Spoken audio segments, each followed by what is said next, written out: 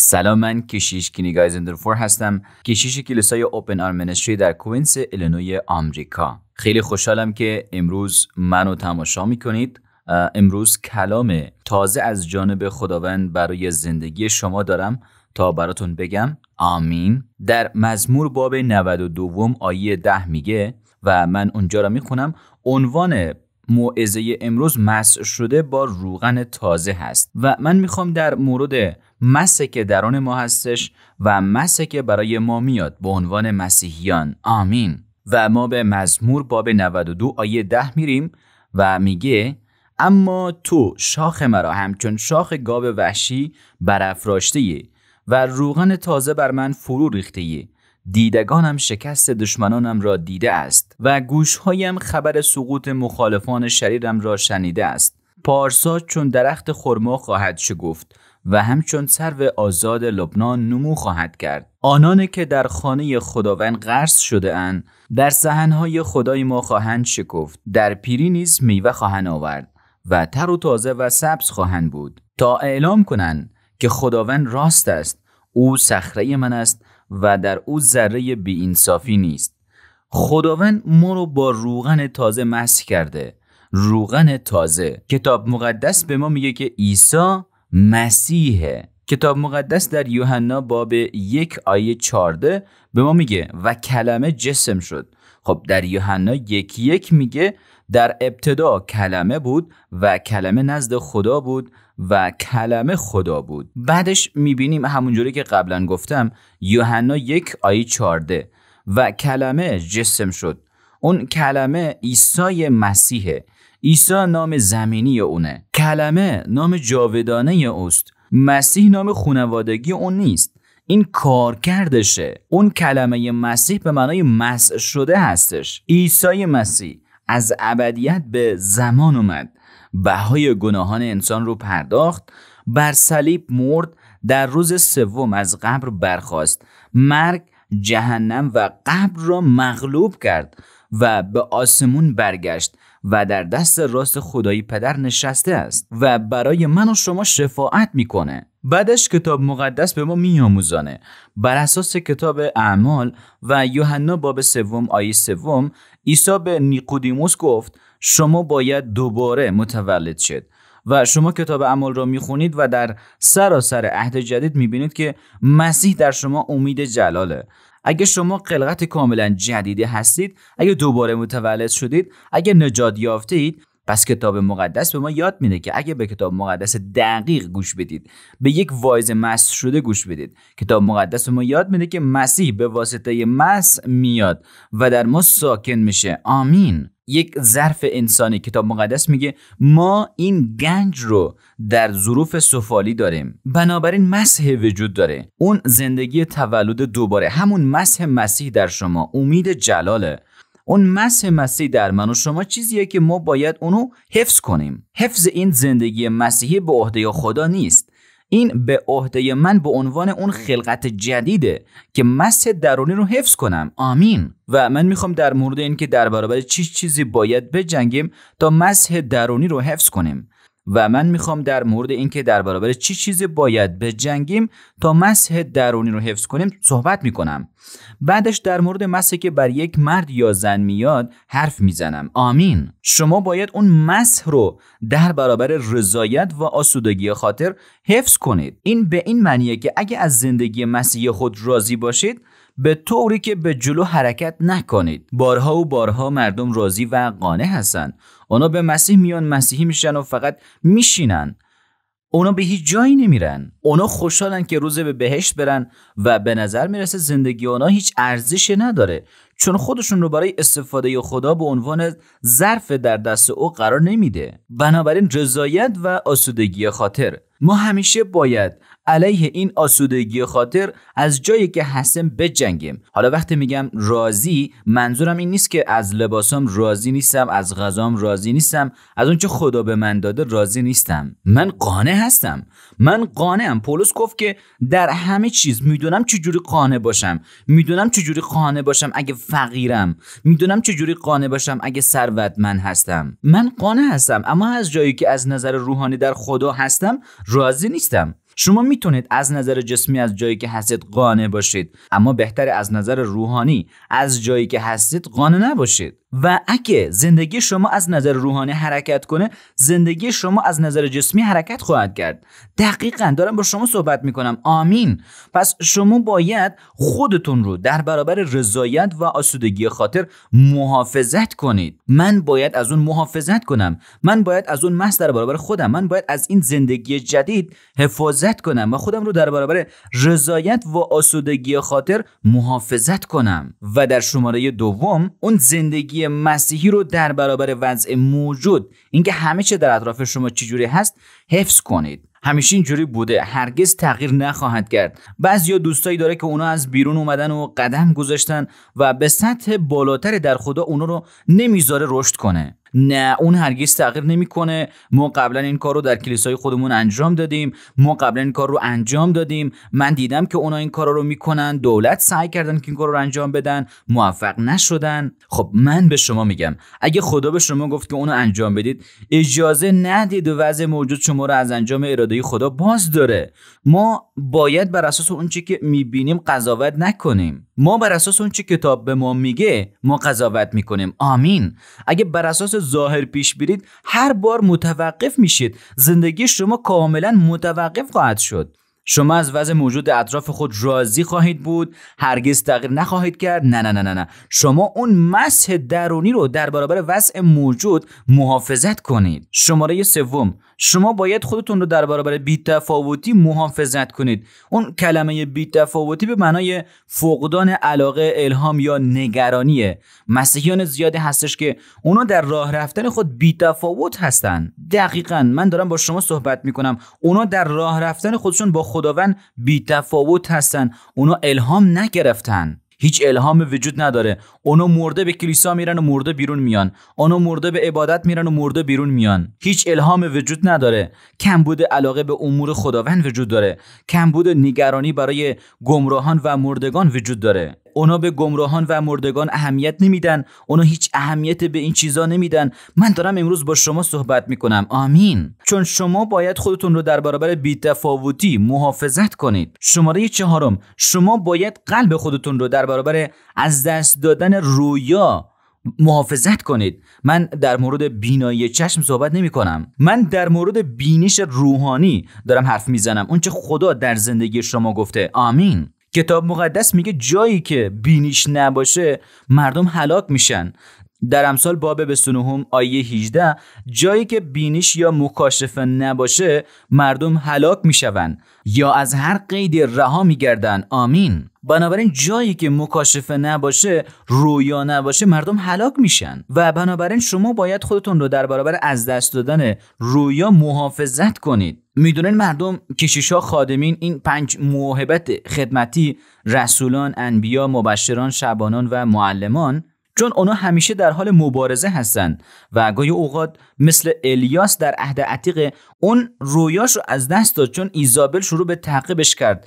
اون دل خودش رو از دست داد، امید خودش رو از دست داد، رویای خودش رو از دست داد و خدا مجبور شد با قلب او برخورد بکنه. دقیقاً اون رو پیروزمندانه از اون غار بیرون بیاره. بله، من دارم با شما صحبت میکنم و بنابراین شما باید قلب خودتون رو در برابر فقدان رویا محافظت کنید. گاهی اوقات ما اونقدر سخت طولانی دور میریم و تا حدی میریم و تسلیم میشیم، امیدمون رو از دست میدیم، کارا اونجوری که ما فکر میکردیم پیش نمیره و خدا به ما گفت که اینجوری میشه و بنابراین ما دقیقاً در آستانه شکسته شدن اون وعده به جلو هستیم که ما برمیگردیم و رویامون رو از دست میدیم. و من میتونم به شما بگم شما باید از اون مسح درونی محافظت کنید، اونو در برابر از دست دادن رویا حفظ کنید. آمین. شماره 5، فقط مستقیما بی ایمانی به هر حال به سراغ شما خواهد اومد.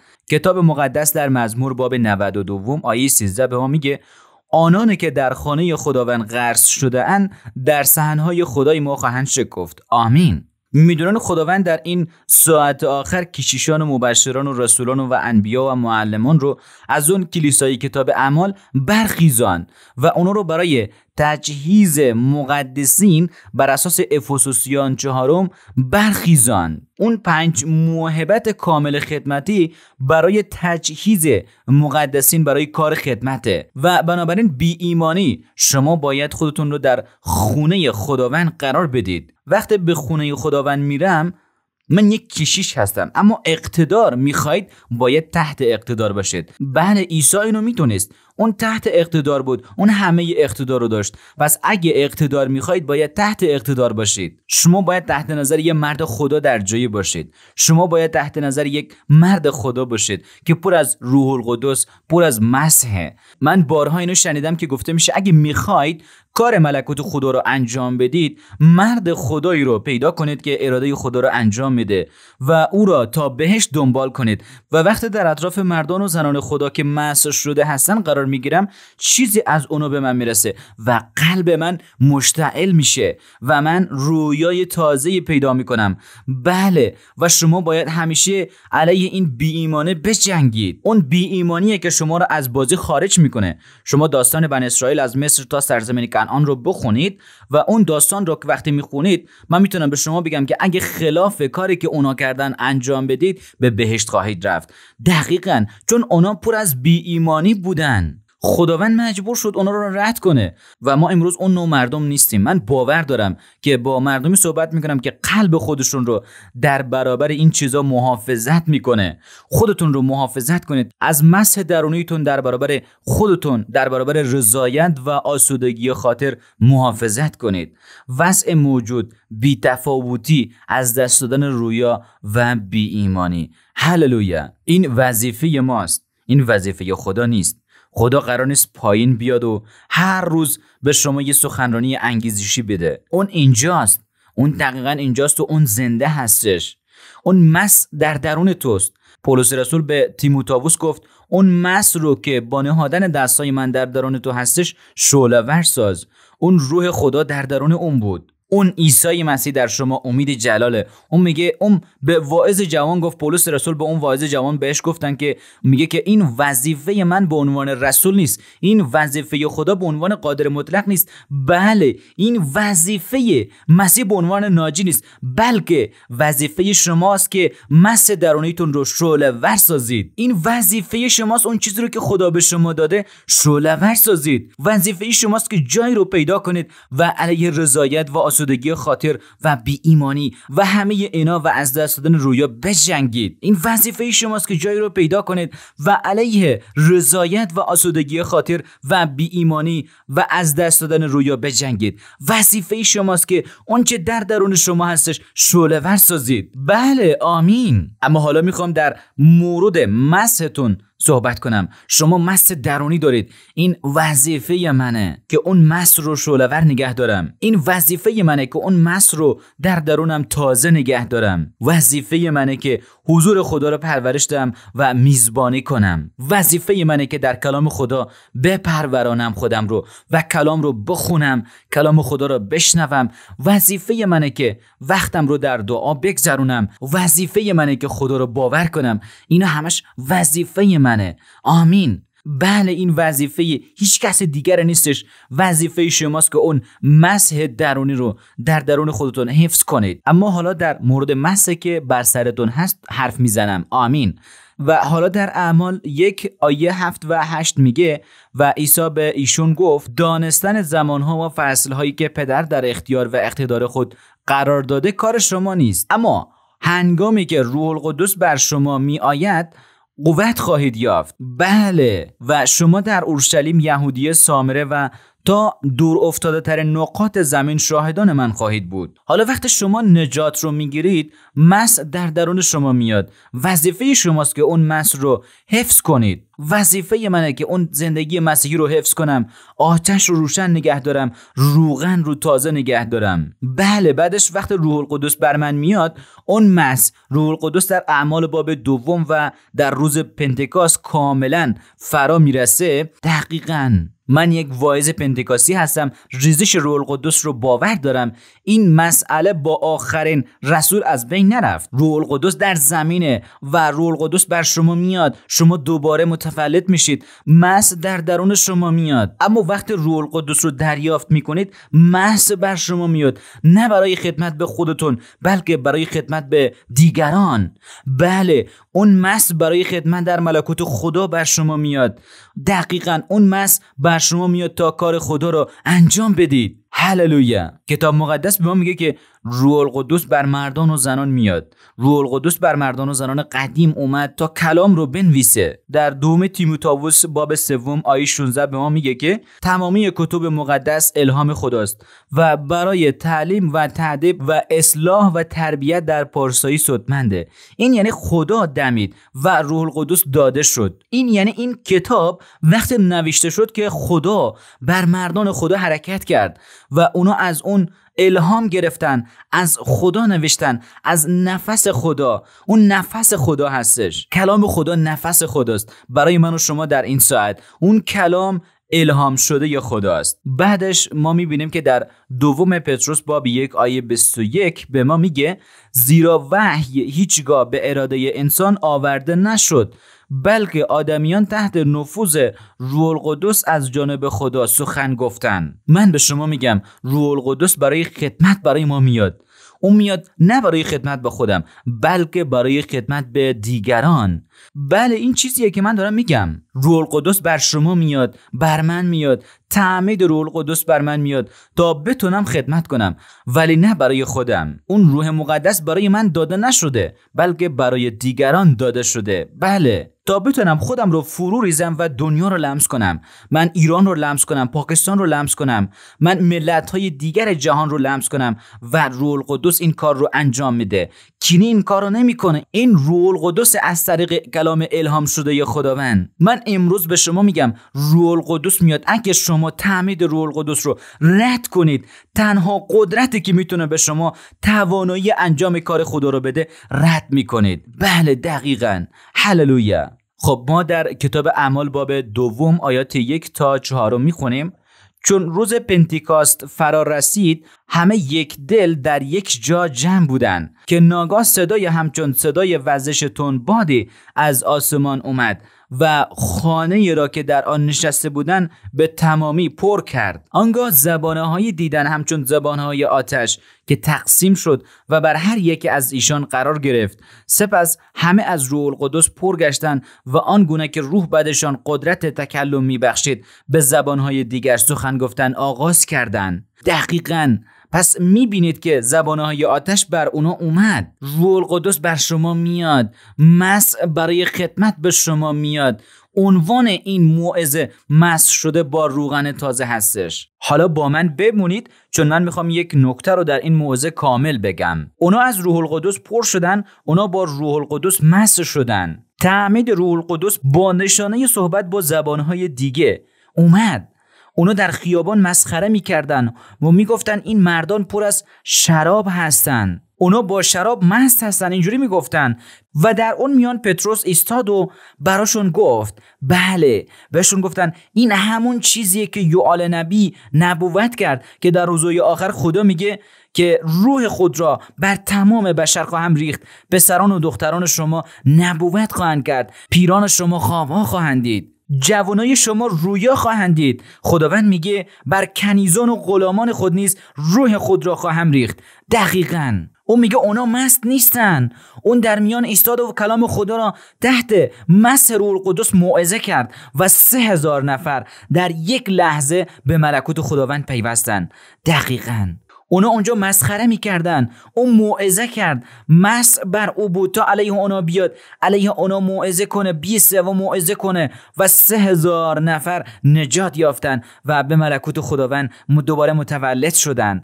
بعدش در کتاب اعمال باب 3 میبینیم که پتروس و یوحنا به معبد میرفتن و از کنار مردی که در دروازه فلج بود میگذره و اونا بهش گفتن نقره و طلا نداریم، اما اون چه داریم به نام عیسی به تو میدیم. برخیز و راه برو.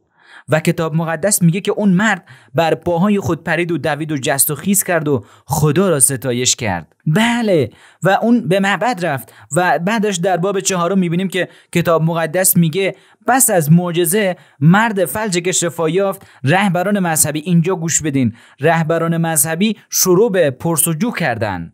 زمانی که اونا از روح القدس پر شدن در خیابونا مسخره میکردن. مس بر اونا بود تا با اون چه در مقابلشان بود برخورد کنه. بعدش مرد فلج شفا پیدا میکنه. بعدش اونو در معبد هستن، رهبران مذهبی شروع به پرسجو میکنه این چی اتفاقیه که افتاده و پتروس بهشون میگه که به نام عیسی مسیح، نه نام من، کسی که شما اونو مصلوب کردین این مرز رو بلند کرده و یک مرد فلج رو دوباره راه انداخته و شفا داده. بعدش اونا شروع به تهدید کردن. دقیقاً من به شما میگم که ما در مورد یک روغن تازه صحبت میکنیم، مسح شده با روغن تازه. و بعدش در اعمال باب 4 آیه 8 میگه سپس پتروس پر از روح القدس شد، روغن تازه بر اومد، چون نبرد در حال تغییره، خدا اونو به جلو میبره. اونا رو با یه هدف جلو میبرد. شیطان مسخره کرد، حالا شیطان تهدید میکنه و بنابراین مسح باید مطابق با موقعیت باشه. وقت اونا برای اولین بار پر شدن مطابق با اونچه نیاز داشتن بود. اما وقت در اعمال باب 4 آیه 8 پتروس مسح تازه بر خود دریافت کرد، چون باید برخورد میکرد. اون در حال حرکت به جلو بود. نبرد در حال تغییره. ما در حال حرکت به یک نبرد داغ‌تر هستیم اگه بخواین، و بنابراین حالا دیگه مسح مطابق با موقعیتیه که اون در اون قرار داره. اونا میانو تا تهدید کنه، حالا دیگه اون موعظه میکنه، اون دیگه کلا موعظه میکنه. حالا او چی میگه؟ اون میگه که ما باید از خدا اطاعت کنیم نه از انسان. چرا؟ اون چجوری اینقدر جسور شد؟ قبل از این که اونا مسخره میکردن اون ایستاد، این جسارت بود و موعظه کرد و 3000 نفر نجات یافتن. حالا در اعمال باب 4 حالا شما دیگه 5000 نفر رو دارین که در حال نجات یافتنه. دقیقاً شما 8000 نفر رو بلافاصله در پادشاهی خدا در یک لحظه در کمتر از یک هفته دارین. جلال بر خداوند. و این مطابق با موقعیت داره بالا میره. من هرگز دیگه نمیتونم مطابق با موقعیت برم مگه اینکه مسحی که بر من اومده تازه باشه تا باعث شه من مطابق با موقعیت بالا برم و به جلو برم. آمین. بنابراین حالا دیگه اونو مسخره میکردن، تهدید میکردن. بعدش در اعمال باب 4 آیات 23 تا 31 کتاب مقدس میگه که اونو دعا کردن.